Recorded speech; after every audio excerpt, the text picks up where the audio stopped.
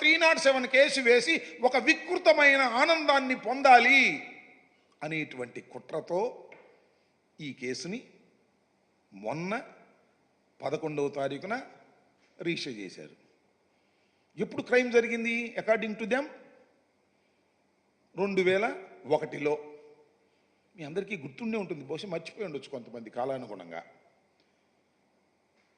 ఈ త్రిబులార్ రాజు గారు పూర్వం మా పార్టీనే, వైసీపీ పార్లమెంటు సభ్యులు నరసరావుపేటకి, నరసాపూర్కి ఫ్యాను గుర్తు మీద గెలిచాడు.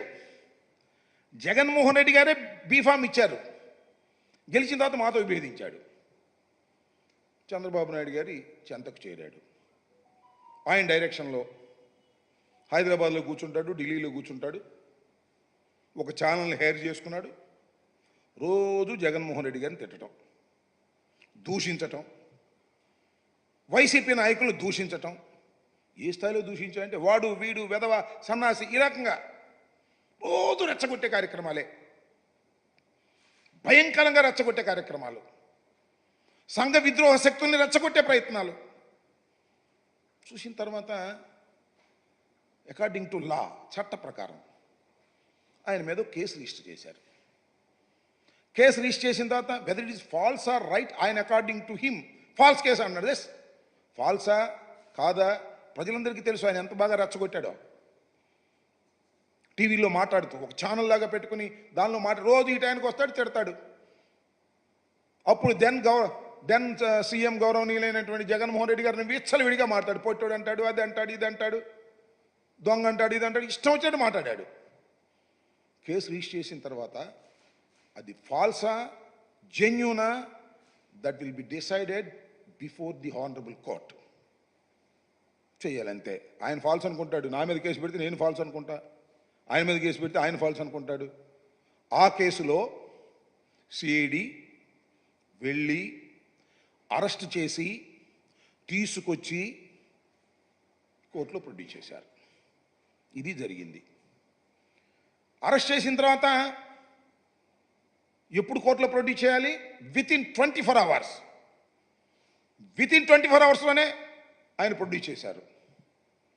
ప్రొడ్యూస్ చేసినప్పుడు జనరల్గా చాలామందికి తెలియకపోవచ్చు, ఈ క్రిమినల్ ప్రొసీజర్ కోడ్, ఐపీసీ తెలియకపోవచ్చు. ఎప్పుడైతే ఒక ముద్దాయిని ఏ కేసులో అయినా అరెస్ట్ చేసినప్పుడు 24 గంటల్లో అందుబాటులో ఉన్న కోర్టులో కానీ కన్సర్న్ కోర్టులో కానీ హాజరుపరచాలి. అది రాజ్యాంగం, క్రిమినల్ ప్రొసీజర్ కోడ్, దాని ప్రకారం హాజరుపరిచారు. హాజరుపరిచినప్పుడు జనరల్గా ఆ మ్యాజిస్ట్రేట్ ఒక మాట అడుగుతాడు ముద్దాయిని, ఏమండి పోలీసు వారు మిమ్మల్ని ఏమైనా ఇల్ ట్రీట్ చేశారా అని అడుగుతారు. అడిగినప్పుడు ఇల్ ట్రీట్ చేయలేదండి అని చెప్పొచ్చు. ఇల్ ట్రీట్ చేస్తే ఇల్ ట్రీట్ చేశారు అని చెప్పొచ్చు. ఇల్ ట్రీట్ చేశారంటే ఎమ్మటే కాగితం తీసుకుని మ్యాజిస్ట్రేట్ గారు రాస్తారు. ఏం ఇల్ ట్రీట్ చేశారు? మిమ్మల్ని కొట్టారా, తిట్టారా, ఏం చేశారు, హౌ ఏ రకంగా ఇల్ ట్రీట్ చేశారని చెప్తారు. నన్ను కొట్టారండి, నన్ను తిట్టారంటే దట్ ఈస్ డిఫరెంట్. నన్ను కొట్టారండి అంటే ఎమ్మటే నీరెస్ట్ హాస్పిటల్కి పంపిస్తారు. కొడితే గాయాలు ఉండాలి కదా అని. ఈ రాజుగారు కూడా నన్ను ఇల్ ట్రీట్ చేశారండి, నన్ను కొట్టారండి అని చెప్పారు. ఎవరు కొట్టారు చెప్పలా. గుర్తు తెలియని వ్యక్తులు ముసుగులు వేసుకుని కొట్టారని చెప్పాడు. అది ఆయన చెప్పింది కక్షతో. ఎమ్మటే జీజీహెచ్కి రిఫర్ చేశారు. జీజీహెచ్లో ఎగ్జామిన్ చేశారు. ఎగ్జామిన్ చేసేటప్పుడు కూడా ఏమిటి మీకు ఏం జరిగింది అనేది ఇక్కడ కొట్టారండి, నన్ను ఈ రకంగా పలానోళ్ళు అని చెప్పాలి కదా, గుర్తు తెలియని వ్యక్తులని చెప్పేశాడు. అది నోట్ చేసుకున్నారు, కోర్టులో నోట్ చేసుకున్నారు, మ్యాజిస్ట్రేట్ గారు జీజీహెచ్లో నోట్ చేసుకున్నారు. They have given a certificate. అది చాలదు, ఇది అన్యాయం అని చెప్పేసి సుప్రీంకోర్టుకు వెళ్ళాడు. సుప్రీంకోర్టు వాళ్ళు హైదరాబాద్లో ఉన్న మిలిటరీ కోర్టుకు రిఫర్ చేశారు. అక్కడికి వెళ్ళాడు, అక్కడ కూడా సర్టిఫికేట్ తీసుకున్నాడు. తర్వాత ఆయనకి బెయిల్ వచ్చింది. ఇది జరిగినటువంటి అంశం. ఇది జరిగిన నెల అవుతుంది, 3 years అవుతుంది. 3 yearsలో అప్పుడు ఆ తర్వాత చాలా there are so many options. నువ్వు ప్రైవేట్ కంప్లైంట్ వేసుకోవచ్చు, ఓకే, నీకు అన్యాయం జరిగింది అనుకుంటే ప్రైవేట్ కంప్లైంట్ వేసుకునే ప్రొవిజన్ సిఆర్పిసిలో ఉంది.